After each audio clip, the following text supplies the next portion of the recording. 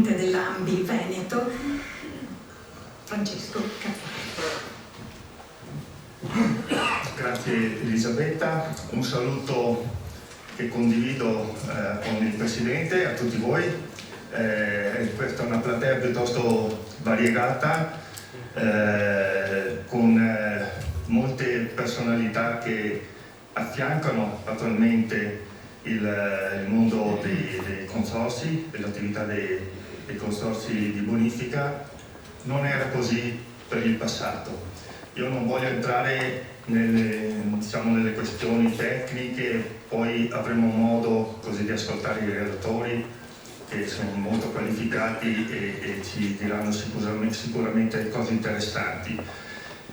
A me preme sottolineare una cosa: fino a qualche, non dico decennio fa, meno forse di qualche decennio, un ventennio, i consorzi di bonifica erano chiamati a fare la loro parte per la manutenzione ordinaria dei canali dei consorzi e di altro probabilmente poco si occupavano.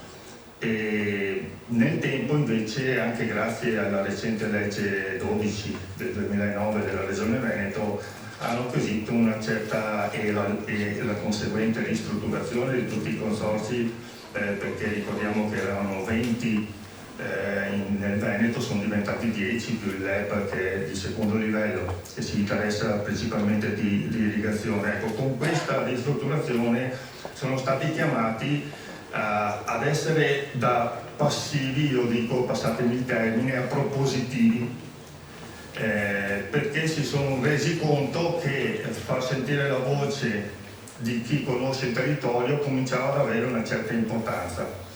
E io credo che da quel momento ad ora, insomma, di passi in avanti se ne sono fatti parecchi e notevoli.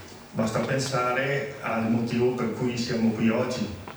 Un impegno così 20 anni fa probabilmente sarebbe stato inimmaginabile, con presenza di sindaci, di varie autorità, di esperti del mondo del sapere. Anche il mondo del sapere è cambiato moltissimo e diciamo probabilmente anche stimolato su questo argomento dei consorzi di bonifica. Ecco, noi andiamo un po' orgogliosi di questo fatto, perché di fronte al fatto che in Italia in modo particolare, ma anche nel Veneto,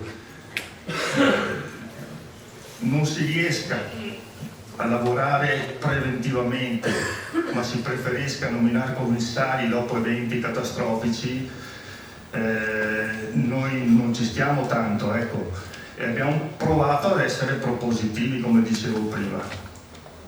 Parlavo prima con un illustre ospite, la dottoressa Marina Colaizzi, del fatto che molti consorzi di loro iniziativa, usando risorse sì dei consorziati ma mettendoli comunque a disposizione poi di tutta la comunità, si sono dotati anche di risorse per progettare, per riuscire ad avere nel cassetto cose pronte per essere realizzate. E guardate, non sono progetti messi là tanto per. Abbiamo visto se fosse stato realizzato quel bacino probabilmente quella zona non sarebbe andata sott'acqua, ma lì stiamo parlando, ecco, abbiamo visto di una zona agraria, agricola che si viene allagata e dopo magari tutto muore là. Ma nel 2010 abbiamo visto ieri inaugurato il bacino di Trissino, è successo ben altro.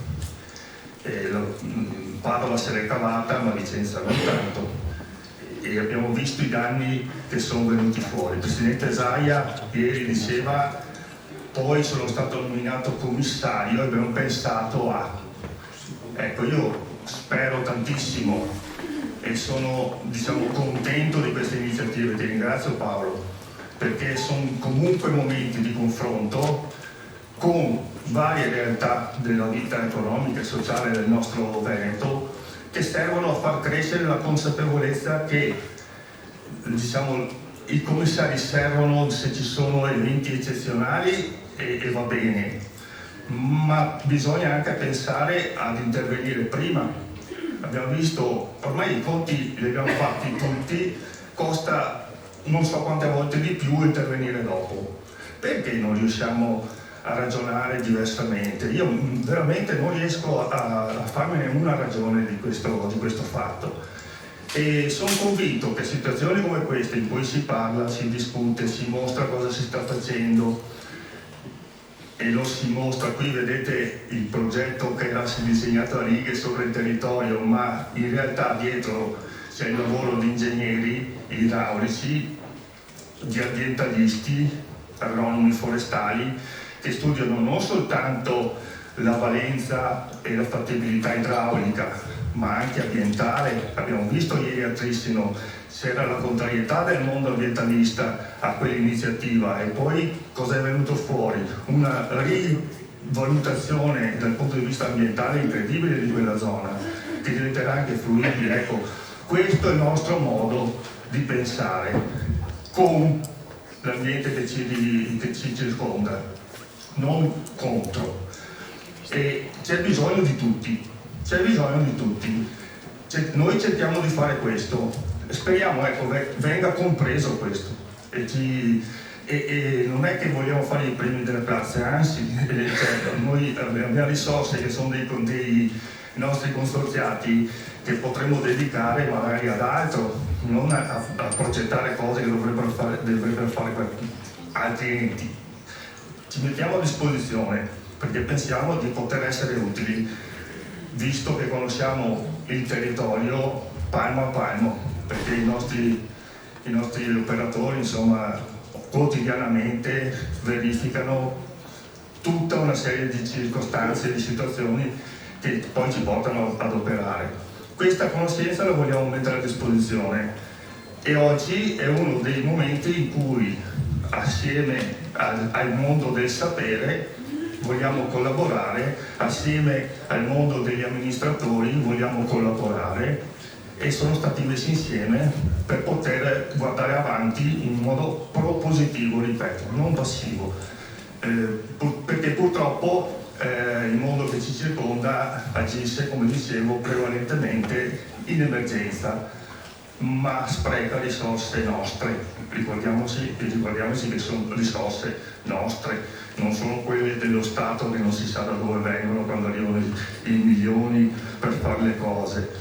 Forse se ne potevano spendere meno se fosse stato previsto in anticipo un certo tipo di azione. Quindi grazie